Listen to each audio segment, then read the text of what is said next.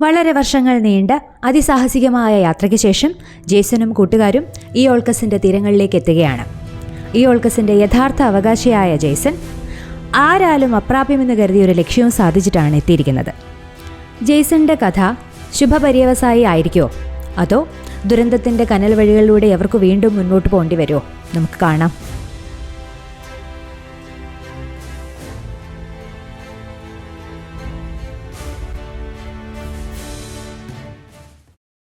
Golden ഫ്ലീസുമായി എത്തിയ വീരന്മാരെ അത്യാഹ്ലാദത്തോടെയാണ് ജനങ്ങൾ സ്വീകരിച്ചത്.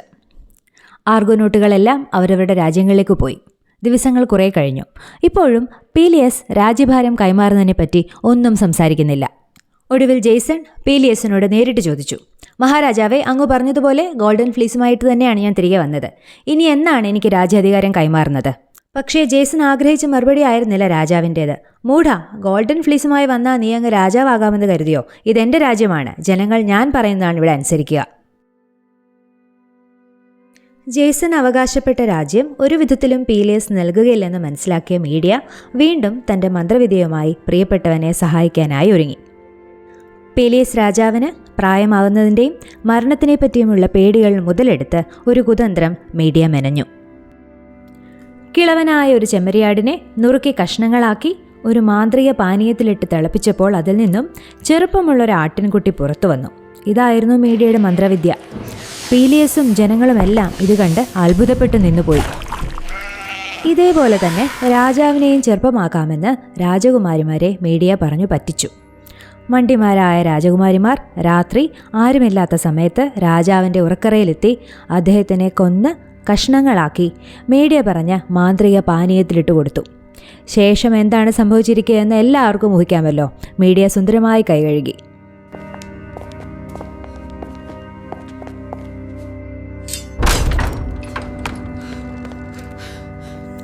മീഡിയയുടെ കുതന്ത്രം ഉപയോഗിച്ചുള്ള പീലിയസിൻ്റെ മരണം ജനങ്ങളെ ആകെ ഞെട്ടിപ്പിച്ചു കളഞ്ഞു. ജേസൺ രാജാവാകുന്നത് നോക്കിയിരുന്ന അവർക്ക് മൊത്തത്തിൽ വിഷമവും അമർഷവും ഒക്കെയായി. ജേസണിനെയും മീഡിയയും അവർ വെറുത്തു. രാജ്യത്ത് ഇനി നിൽക്കുക പ്രായോഗികമല്ലെന്ന് മനസ്സിലാക്കി ജേസനും മീഡിയയും തങ്ങളുടെ കുട്ടികളോടൊപ്പം മറ്റൊരു സ്ഥലത്തേക്ക് യാത്രയായി. വീരനായ ജേസണിനെ കൊറിന്തിലെ രാജാവായ ക്രിയോൺ വളരെ സ്നേഹത്തോടുകൂടിയാണ് സ്വീകരിച്ചത്. രാജ്യത്ത് ഒരു നല്ല ജീവിതം തന്നെ ജേസനും മീഡിയയ്ക്കും ലഭിച്ചു. വളരെ നാൾ അവർ അലലില്ലാതെ ആ രാജ്യത്ത് താമസിച്ചു. പക്ഷേ ജേസന്റെ ഉള്ളിൽ രാജാവാകണമെന്നുള്ള മോഹം ഇങ്ങനെ അടക്കി വെച്ചിരിക്കുകയായിരുന്നു. അത് മെല്ലെ മെല്ലെ വളർന്നു വരുന്നുണ്ടായിരുന്നു. അതിനുള്ള അവസരവും ക്രിയോൺ രാജാവ് തന്നെ ഒരുക്കി കൊടുത്തു. രാജാവിൻ്റെ മകളായ ഗ്ലോസിന് പ്രായപൂർത്തിയായപ്പോൾ അവളെ ഭാര്യയായി സ്വീകരിക്കണമെന്ന് ജേസനോട് അപേക്ഷിച്ചു.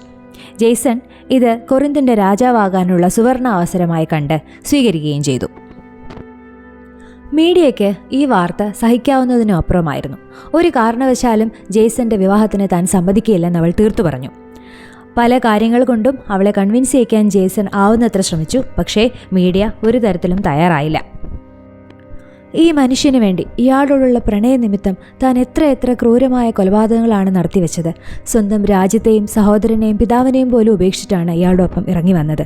എന്നിട്ടിപ്പോൾ രാജാധികാരം കിട്ടുമെന്നായപ്പോൾ താൻ വെറും കറിവേപ്പില്ല. പക്ഷേ മീഡിയയുടെ വഴക്കിടലുകൾക്കൊന്നും അവിടെ സ്ഥാനമുണ്ടായില്ല.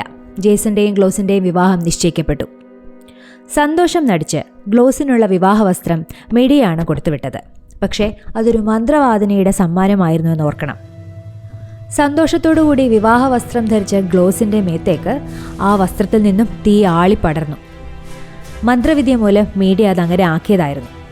മകൾ തീയിൽപ്പെടുന്നത് കണ്ട് രക്ഷിക്കാനെത്തിയ രാജാവായ ക്രിയോണും അതിൽപ്പെട്ട് കത്തിച്ചാമ്പലായി.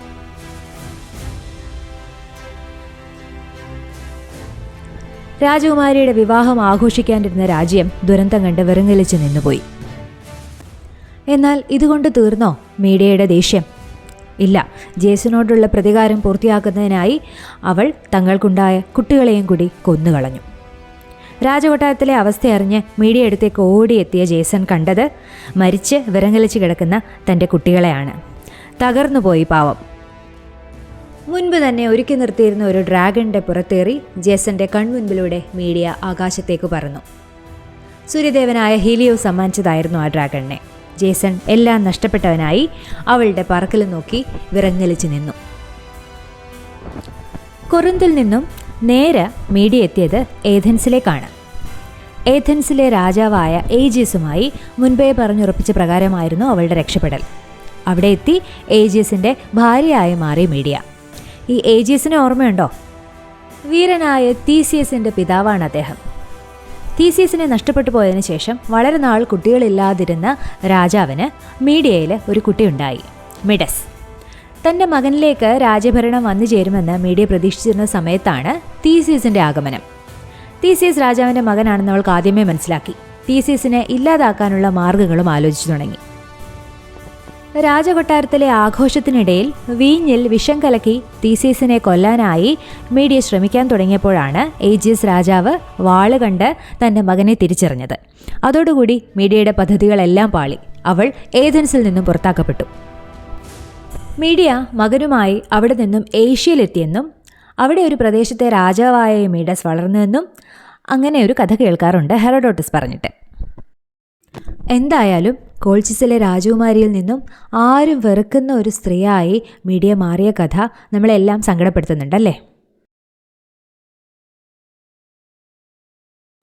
ഇനി നമുക്ക് ജെയ്സൺ എന്ത് സംഭവിച്ചെന്ന് നോക്കാം. വിവാഹം കഴിക്കാനിരുന്ന പെൺകുട്ടിയും അവളുടെ പിതാവും കൊല്ലപ്പെട്ടു. ഭാര്യയാണെങ്കിലോ തൻ്റെ പ്രിയപ്പെട്ട കുട്ടികളെയും കൊന്ന ശേഷം എങ്ങോട്ടോ കടന്നു കളഞ്ഞു. ജെയ്സൺ മൊത്തത്തിൽ തകർന്നുപോയി. ഒരിക്കൽ ആർഗോനോട്ടുകളുടെ വീരനായകനായിരുന്ന ജെയ്സൺ ആരാലും ശ്രദ്ധിക്കാനില്ലാതെ ക്ഷീണിച്ച് അവശനായി കാലങ്ങൾ കഴിക്കേണ്ടി വന്നു. കാലക്രമേണ എല്ലാവരും അയാളെ മറന്നു. അലഞ്ഞലഞ്ഞ് അയാൾ തനിക്ക് ഒരിക്കൽ പ്രിയപ്പെട്ടതായിരുന്ന ആർഗോയുടെ സമീപത്ത് തന്നെ എത്തി.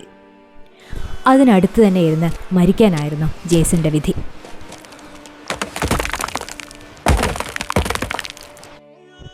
എന്തൊരു പതനമായിരുന്നു അത്! ഒരു കാലത്ത് എല്ലാവരുടെയും പ്രശംസ ഏറ്റുവാങ്ങി രാജാവാകേണ്ടിയിരുന്ന ഒരു യുവാവ് ഒടുവിൽ ഏകനായി ആരുമില്ലാതെ ഒറ്റപ്പെട്ട് മരിച്ചു പോകുന്ന അവസ്ഥ. അങ്ങനെ നമ്മുടെ കഥയെ അവസാനിക്കുകയാണ്. ജേസണിൽ നിന്ന് തുടങ്ങി ജേസണിൽ തന്നെ അവസാനിക്കുന്നു. അതിനിടയിൽ മീഡിയയും ആർഗോനോട്ടുകളൊക്കെ വന്നുപോയി. ജേസൻ്റെയും ആർഗോനോട്ടുകളുടെയും പ്രസിദ്ധമായ കഥ നിങ്ങൾക്ക് എല്ലാവർക്കും ഇഷ്ടപ്പെട്ടു എന്ന് വിചാരിക്കുന്നു. മറ്റൊരു പുതിയ ഗ്രീക്ക് വീരകഥയുമായി അടുത്ത എപ്പിസോഡിൽ കാണും വരേക്കും take care. Bye from Sarangi speaks.